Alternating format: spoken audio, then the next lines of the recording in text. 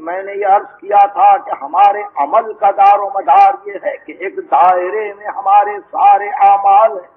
اور ان اعمال کے لیے ایک مرکز ہوتا ہے، ہر عمل اس مرکز سے قریب تر ہوتا ہے۔ اب اگر کوئی شخص ہمارے عقائد کے اعتبار سے ہم سے یہ پوچھے کہ سیدہ کے متعلق تمہارا یہ عقیدہ کیوں ہے، یا ہم سے یہ پوچھے کہ جناب زینب کے متعلق تمہارا یہ عقیدہ کیوں ہے کہ ان کا قول حجت ہے، ان کا فعل حجت ہے، ان کا ثبوت حجت ہے، اگر کوئی یہ کہے تو ہم فوری طور پر نہیں بتلا سکتے، ہم واقعی نہیں بتلا سکتے ہیں کہ ہمارا یہ عقیدہ کیوں ہے، اس لیے نہیں بتلا سکتے۔ یہ بہت غور سے سنیے، میں شاید اپنی کسی آنے والی تقریر میں زیادہ صراحت سے عرض کروں گا۔ ہم اس لیے نہیں بتلا سکتے کہ ہمارے پاس عبادات و احکام و عقائد کی ایک زنجیر ہے، ایک زنجیر ہے، یہ سب مسلسل ہیں، ایک کڑی کو سمجھانے کی کوشش میں پوری زنجیر کو سمجھانے کی ضرورت دائی ہوتی ہے۔ اس لیے درمیان میں سے اگر ہم سے کوئی پوچھے کہ پاؤں کو کیوں نہیں دھویا، مسا کیوں کیا، سر پہ مسا کیوں کیا، تو ہم صرف یہی کہیں گے کہ ہمارے پاس مجتہد عالم کا فتویٰ یہ ہے۔ اس سے زیادہ ہم استدلال نہیں کر سکتے، مجبوری نہیں ہے مگر ہم نہیں کر سکتے یا نہیں کرنا چاہتے۔ اس بحث کو پھر سمجھنے کی کوشش کیجیے، یعنی درمیان میں سے آپ کے احکام و عبادات کے کوئی شخص کسی مسئلے کو لے کے پوچھے کہ اس کو سمجھانے کی کوشش کیجیے تو آپ کا واحد جواب یہ ہوگا مجتہد عالم کا فتویٰ ہے، اگر فروع دین میں ہے اور اگر اصول میں ہے تو ہمارے عقائد۔ اور اگر اس نے کہا کہ مجتہد عالم کا فتویٰ کس بنا پر، آپ نے کہا نفس معصوم کی بنا پر،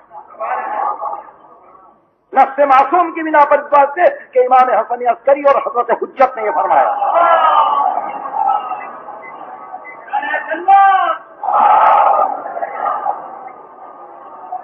آپ نے فرمایا من کانا فی محبینا صائنا لنفسہ حافظا لدینہ مطیعا لامر مولا مخالفا للہوا فللعوام ان یقلدوہ۔ اب میرے دوستوں میں سے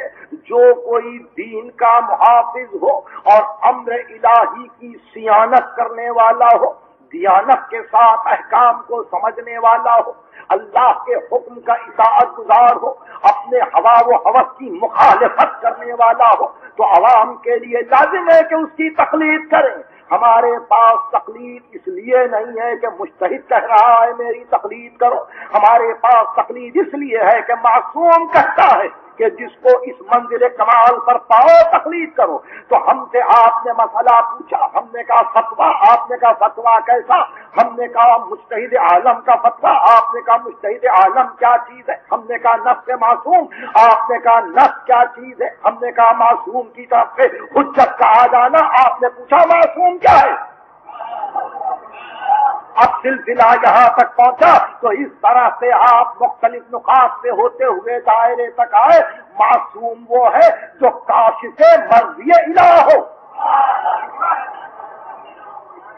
معصوم وہ ہے جو مرضی پروردگار کو کشف کرے، بتلائے کہ یہ ہے اللہ کی مرضی۔ تو معصوم وہ ہے جو کاشف مرضی معبود ہو، مجتہد عالم وہ ہے جو کاشف مرضی معصوم ہو۔ اس طرح سے ہمارے اعمال مسلسل ہو جاتے ہیں مرکز تک۔ اب انہوں نے کہا کہ معصوم بن گیا کیسے، ہم نے پھر کہا کہ معصوم بنتا ہے نفس رسول سے، نفس رسول سے۔ اگر رسول فرما دے، رسول کی نفس موجود ہو تو وہ سلسلہ عصمت ہے، اس لیے کہ یہ مرکز ہے اس دائرے کے لیے جہاں سے اعمال ہمارے آگے بڑھتے ہیں، منشعب ہوتے ہیں۔ تو اس منزل پر جب نبی یا معصوم مرکز بن جاتا ہے پورے دائرے کے لیے اعمال کے، تو ہمارے احکام، ہمارے عبادات، ہمارے عقائد مباح، مکروہ، مستحب، جائز، ناجائز، حلال، حرام، عزائم، رخصتیں، یہ سب کی سب منسلک ہو جاتی ہیں ایک مرکز سے۔ ہم کبھی اس فقیر سے اس فقیر سے اس فقیر سے بھیک نہیں مانگتے،